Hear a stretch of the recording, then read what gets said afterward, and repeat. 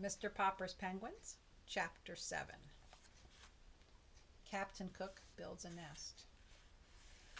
Very reluctantly, Janey and Bill had to leave Mr. Cook and go to school. Mrs. Popper was busy in the kitchen, rather belatedly doing the breakfast dishes, and while she dimly realized that the penguin was going in and out of the refrigerator pretty frequently, she thought nothing of it at first. Meanwhile, Mr. Popper had abandoned his telephoning and was now busy shaving and making himself neat in honor of being the owner of such a splendid bird as Captain Cook.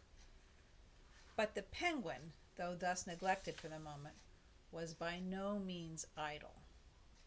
With the unusual excitement and having to go to market earlier than usual, Mrs. Popper had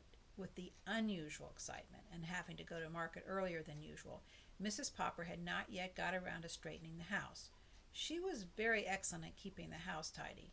Still, with two children like Janey and Bill, and a husband with such untidy ways, there is no denying the fact that she had to pick up the place rather frequently. Captain Cook was now attending to the picking up.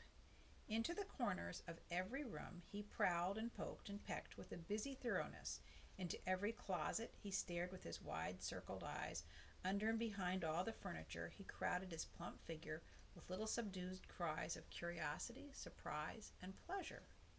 And each time he found what he seemed to be looking for, he picked it up in the black end of his red beak, then carried it, waddling proudly on his wide pink feet, into the kitchen and into the icebox. At last it occurred to Mrs. Popper to wonder what on earth the busy bird was up to. When she looked, she could only scream to Mr. Popper to come quickly and see what Captain Cook had done now. Mr. Popper, himself looking rather remarkable, as Mrs. Popper noticed later, joined her in staring with astonishment into the refrigerator. Captain Cook came up too and helped them look. "Ork, ork," he said in triumph. Mrs. Popper laughed and Mr. Popper gasped as they saw the results of Captain Cook's trips through the house.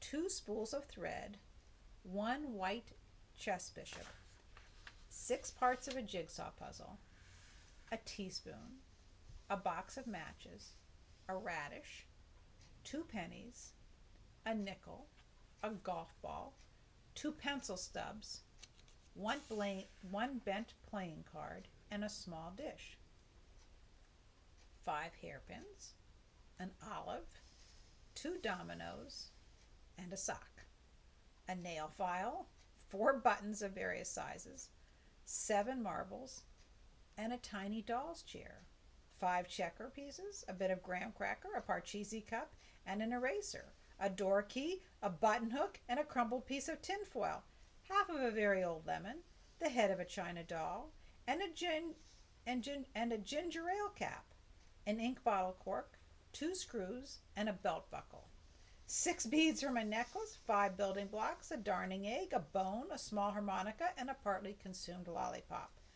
2 toothpaste lids, and a small red notebook.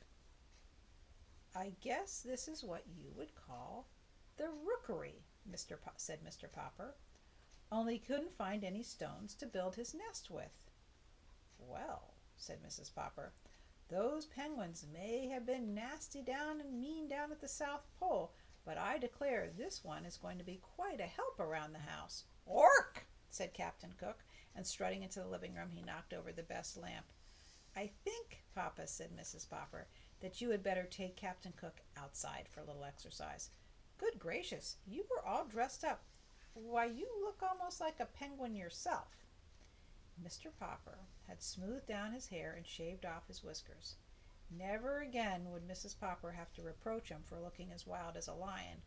He had put on a white shirt, a white tie, and white flannel trousers, and a pair of bright tan oxblood shoes. He had got out of the cedar chest his old black evening tailcoat that he had been married in, and brushed it carefully and put it on too. He did indeed look a little like a penguin. He turned and strutted, and turned like one now for Mrs. Popper. But he had not forgotten his duty to Captain Cook.